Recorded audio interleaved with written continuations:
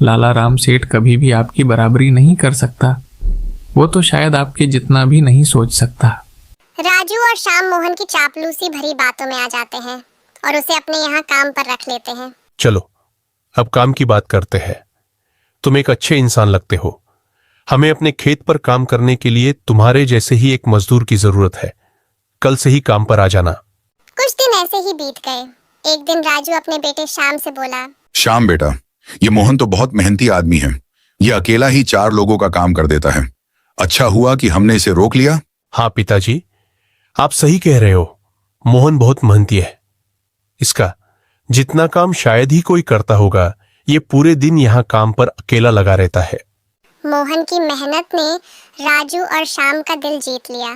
कुछ दिन और बीत गए। एक दिन राजू और श्याम अपने खेतों का दौरा कर रहे थे। जब वो अपने खेत पर पहुंचे तो देखा मोहन इतनी देर तक भी काम कर रहा था। मोहन भाई, अब तो रात होने वाली है। तुम इतनी देर तक काम क्यों कर रहे हो? अब घर जाओ और आराम कर लो। सेठ जी, हमारी किस्मत में आराम कहाँ है। घर पर बूढ़े माँ बाप हैं। काम नहीं करूँगा तो उनके लिए 2 वक्त का खाना कहाँ से जुटा पाऊंगा। घर पर बैठकर आराम करने से अच्छा है कि मैं काम करूं। इस तरह मेरा मन भी लगा रहेगा।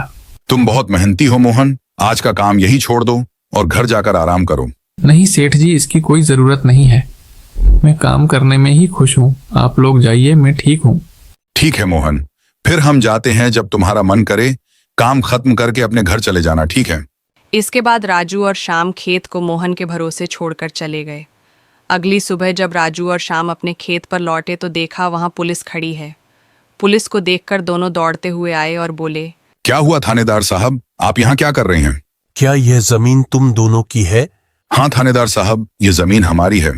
हमारे पास इसके कागजात भी हैं। फिर तो तुम दोनों को ले जाकर जेल में डालना ही पड़ेगा। ये क्या कह रहे हैं थानेदार साहब? हम कुछ समझे नहीं।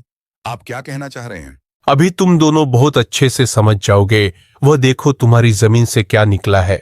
थानेदार के कहते ही दोनों बाप बेटे जब पलटकर देखते हैं तो वहां उनकी जमीन में एक लाश दबी हुई थी जिसमें सिर्फ कंकाल बचा था। यह देखकर दोनों बाप बेटे डर जाते हैं। थानेदार साहब, ये किसकी लाश है और ये हमारे खेत में कहां से आ गई? अब बहाने मत बनाओ। पहले लोगों को मारो, फिर उन्हें अपनी जमीन में काट दो, और अब कह रहे हो ये क्या है?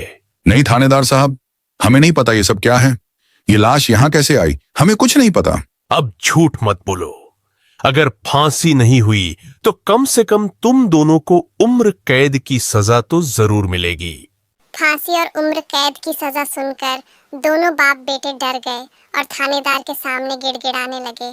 थानेदार साहब, हम इस लाश के बारे में कुछ नहीं जानते।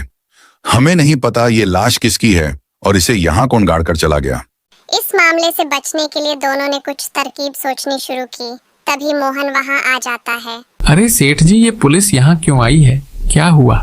मोहन देखो, पता नहीं कहां से हमारी जमीन में ये कंकाल आ गया है। मालिक, यह कंकाल यहाँ कहाँ से आ गया? ये तो बहुत गंभीर बात है।